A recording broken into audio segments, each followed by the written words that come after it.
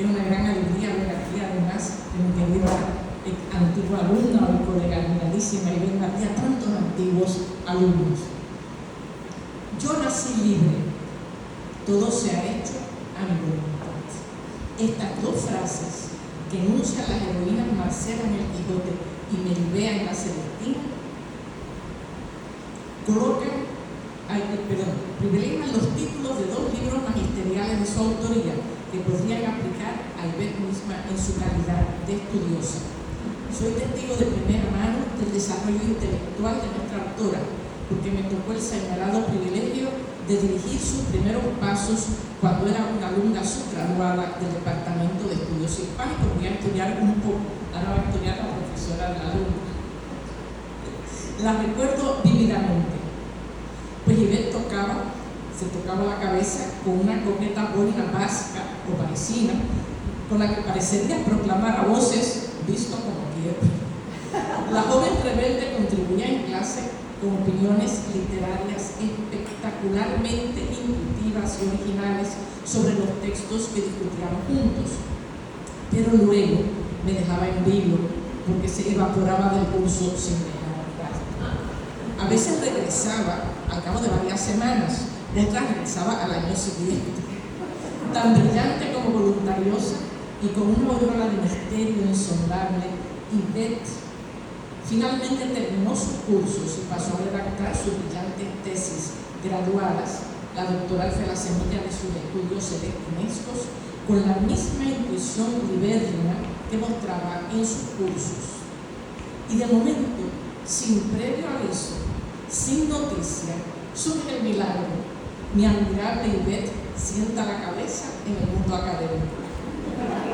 Ya no hace mutis en su profesión letrada y de su pluma, o más bien de su teclado sapiencial, van surgiendo ordenada, inexorablemente, sus primeros libros y artículos en las revistas arbitradas más exigentes del hispanismo.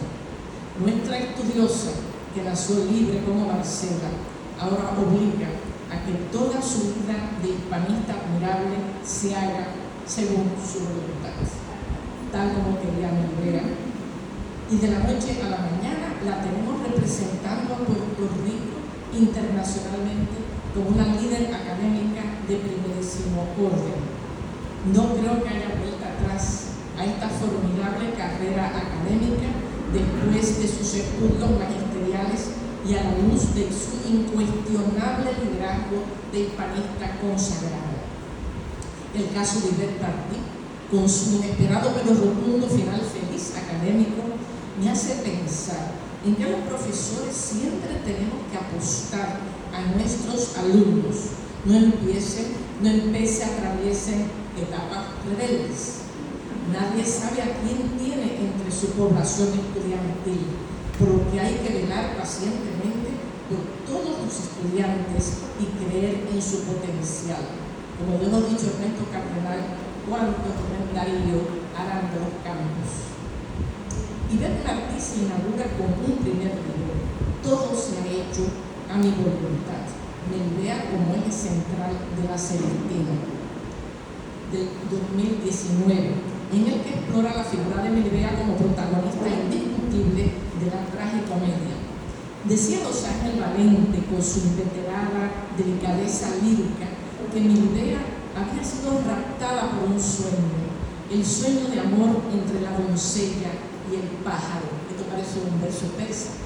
Se trata de un sueño de iniciación, insiste Valente.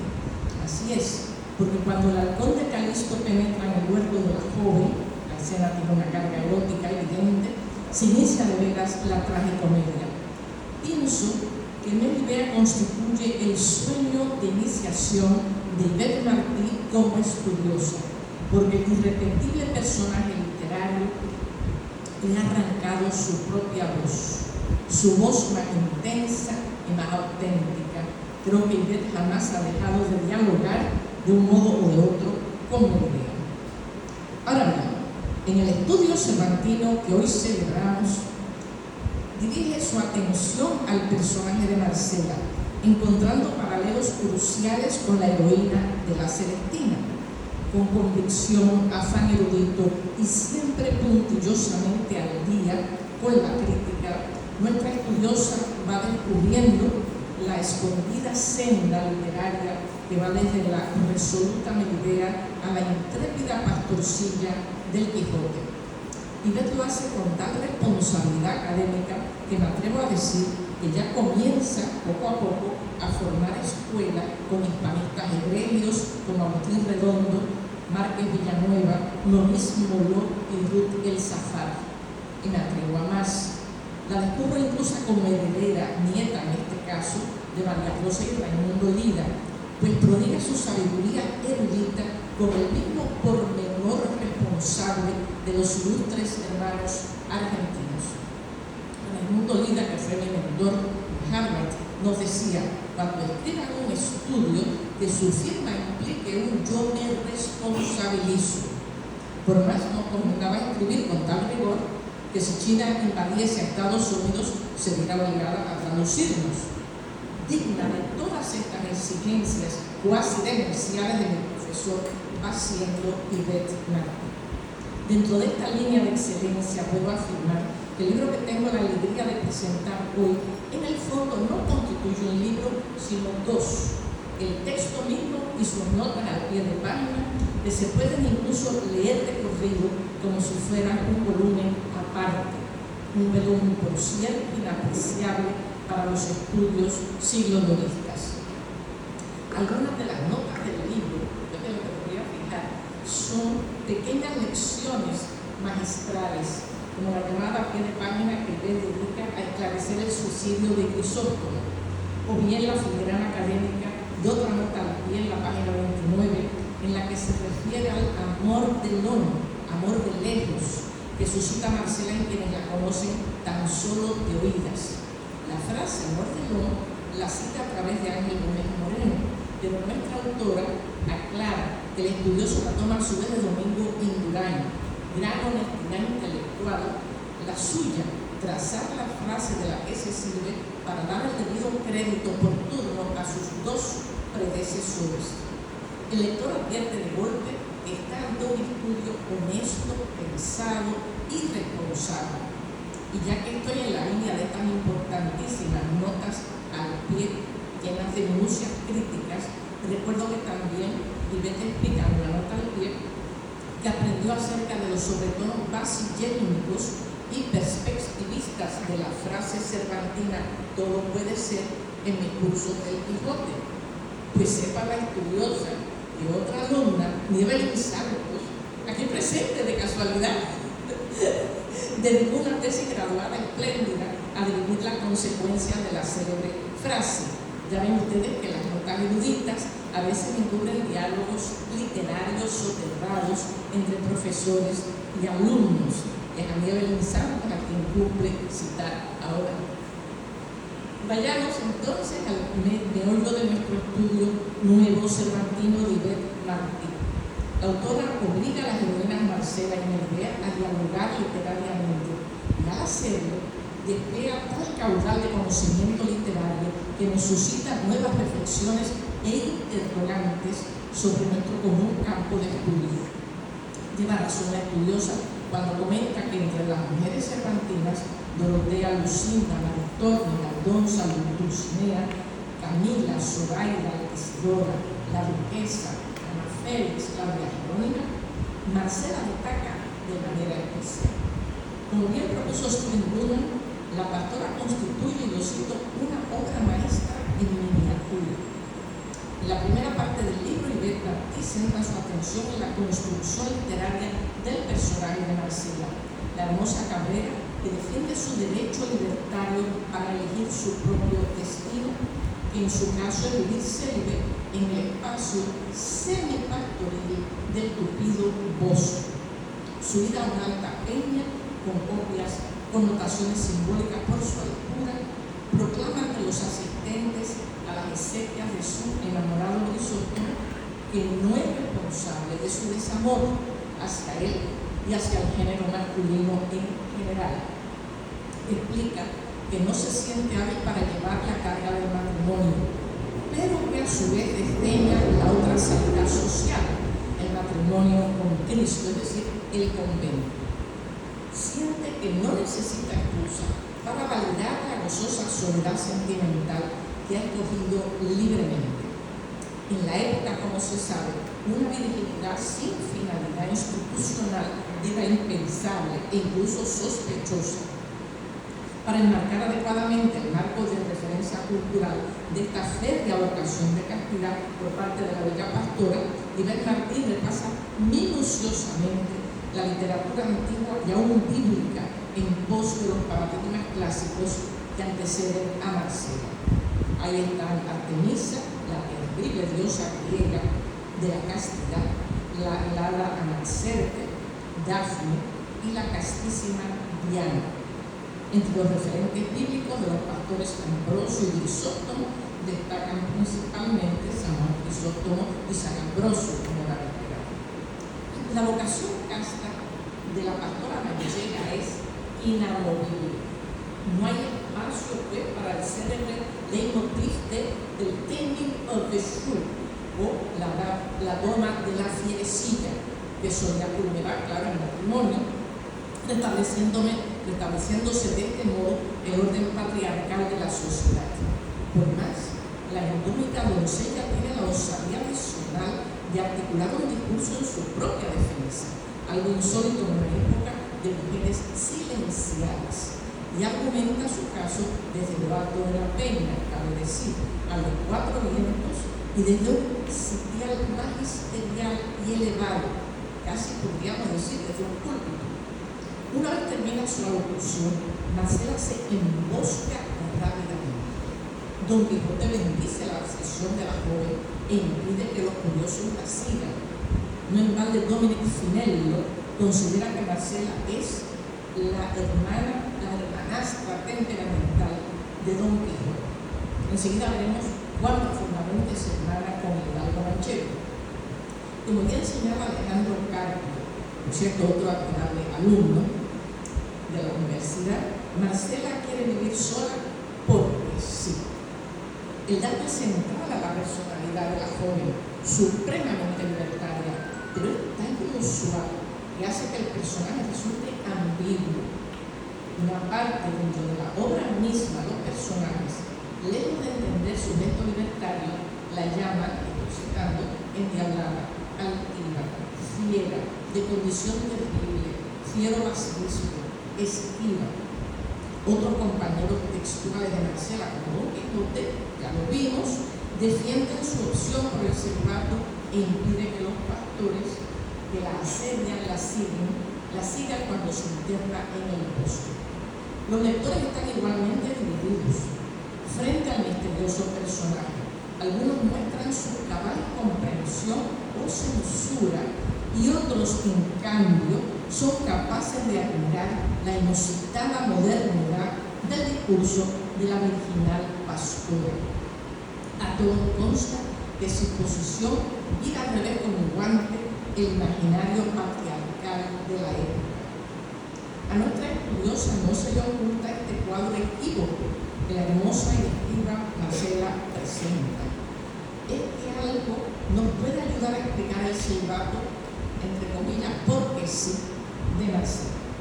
La crítica con Ruth Alzafar, Thomas O'Connor y sobre todo Carol Johnson a la cabeza, insiste en la curiosa fraternidad del hidalgo manchego con la pastora célebre. Ya mi colega se refirió a esto. Johnson, es mi favorito de estos teóricos, subraya las razones emocionales, hoy diríamos subconscientes, que los geminan a Don Quijote y a Marcela. Ambos huyen de hogares disfuncionales de gran tensión sexual. Don Quijote, que se encuentra en una edad delicada por su varonía en declive, vive con su sobrina Nubia y termina huyendo de su hogar, inventándose a Dulcinea como oportuno cinturón de castidad.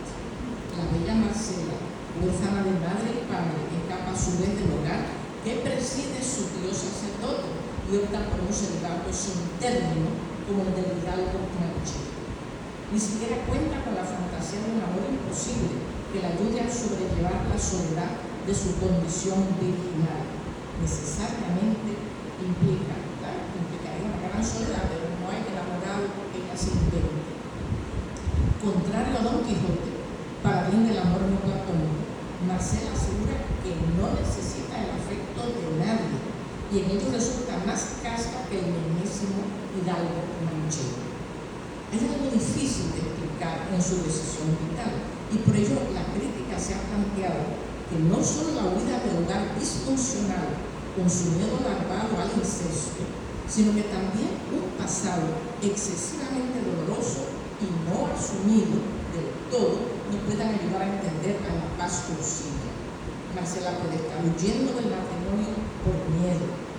La culminación esperada de la unión nupcial es la maternidad y su madre muere precisamente al darla a luz. ¿Acaso Marcela se embosca para escapar de la muerte? Como se sabe, después de Freud, leemos el Quijote con más madura psicológica, porque sus signos de ficción tienen un subconsciente, como todos los grandes personajes de ficción, que ayuda a explicar sus conductas aparentemente erráticas. Cabe recordar que el padre del psicoanálisis aprendió español tan solo para leer el Quijote, este dato a mí siempre me impresiona, y que firmaba sus cartas para su colega psicoanalista con un esfuerzo Scipión, porque entendía que el coloquio de los perros era un diálogo pre-psicoanálisis. Pero hay más. Pese a que Don Quijote apadrina el celibato de la pastora manchega, el narrador, es decir, el mismísimo Cervantes, que nunca da puntada sin hilo, nos deja saber, hay un dato muy interesante, que Marcela no pastorea las vaporosas ovejas de la delicada ficción bucólica, sino cabras. Siempre me llamó la atención este detalle prosaico que Ibert Martí naturalmente no deja sin considerar. Las cabras están asociadas tradicionalmente a la lujuria y a un animal, como consta en los aquelarres que las brujas hacían en homenaje al macho cabrío, es decir, al demonio. Cervantes asocia con cabras los personajes que quiere denostar para descifrar la mentira alucinada de Sancho, que dijo haberse bajado de Clavileño para pasear por la constelación de las Pléyades o las 7 cabrillas.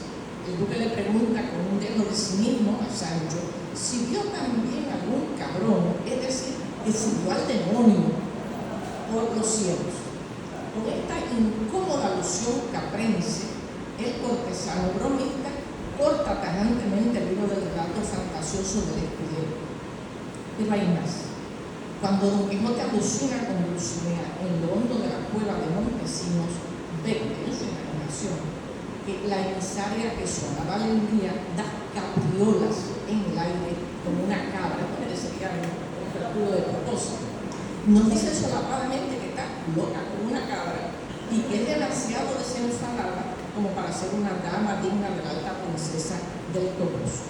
Y como si fuera poco, Dulcinea misma huye como una cabra sin que su enamorado pueda seguirlo.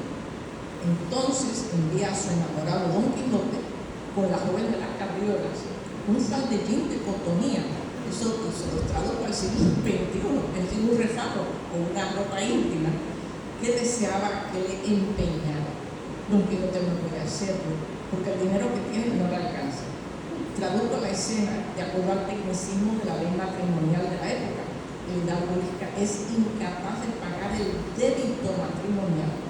Se declara pues impotente ante Dulcinea, que no sin cierta crueldad ha puesto su incapacidad viril en evidencia.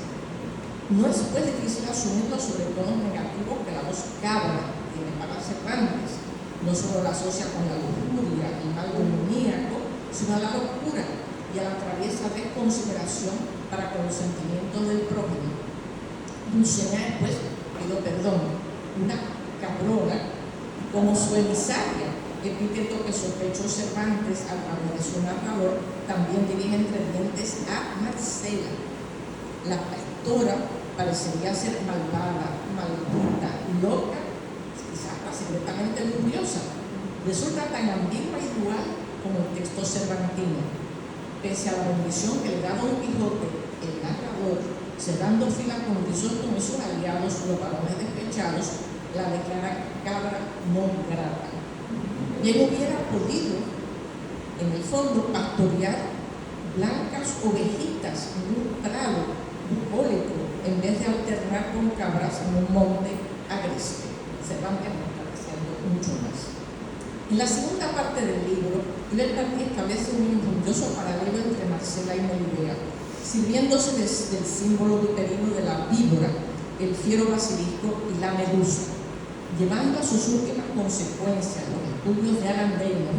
Ya nuestra estudiosa se había encargado en su libro anterior de asociar a Melibea con la víbora conjuncticida que Rojas o los ignotos autores de la tragicomedia evocan en el prólogo a la obra.